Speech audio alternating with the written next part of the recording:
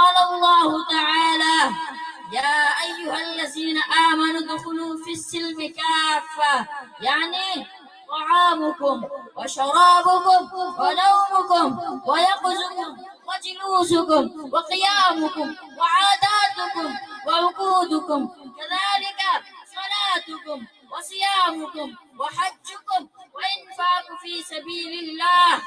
الغرض كل حياتكم على حسب الأحكامات الإسلامية وعلى حسب سنة محمد صلى الله عليه وسلم.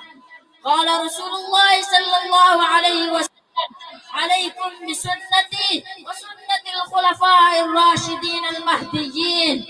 فلهذا عمل محمد رسول الله صلى الله عليه وسلم على أوامر الله تعالى على طريقة أتم، بل أسس لهذا العمل وزارة مستقلة يسمى له صفة، والذين يتعلمون فيها يسمى له الناس أصحاب الصفة، هم الذين قال الله تعالى في شأنهم: آمنوا كما آمن الناس، يعني آمنوا كما آمن الصحابة رضوان الله عنهم أجمعين. وهذه الجماعة المباركة وهذه الطائفة الناجية من النار أبدا أسسوا لمكاتب الدينية وتعلموا الناس إن الشرك لظلم عظيم، والله واحد لا شريك له. وبسعي الجميل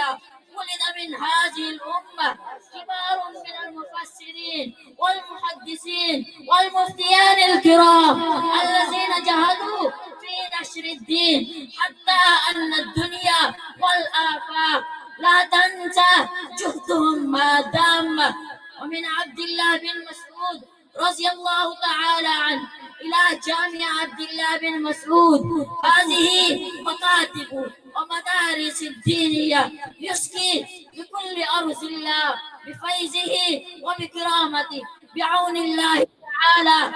وهذه المدارس الدينية يعلمون الناس مع العبادات إصلاح المعاشرة، ويعلمون فلاح الدين والدنيا بغير أجرة مال، هذا بتوفيق الله تعالى. وهذه المدارس الدينية يعلمون الناس القرآن والحديث والفقه وإصلاح المعاشرة وحقوق العباد مع كل الناس، وهذه الجهد فقط لوجه الله تعالى.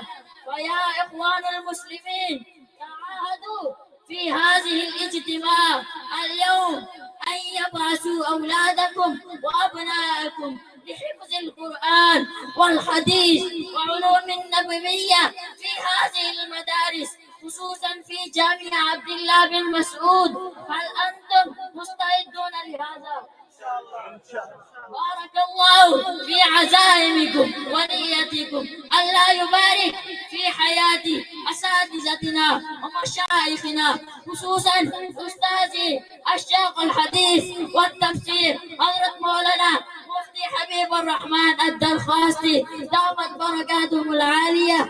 الله يبارك في حياته وعلمه وعمله وفي سعي الجميلة.